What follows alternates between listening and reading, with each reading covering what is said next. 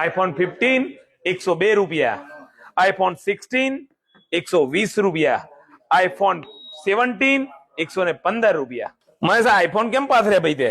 અરે આઈફોન માં ધમાકેદાર ઓફર આવી છે, ખાલી 102 રૂપિયા પર ડે ભરીને. રોજના 102 રૂપિયા અને 16 લેવો હોય તો 120 રૂપિયા ભરીને. 120 રૂપિયા 16. હા, અને 70 લેવું હોય તો એના કરતા ઓછા 115 રૂપિયા પર ડે.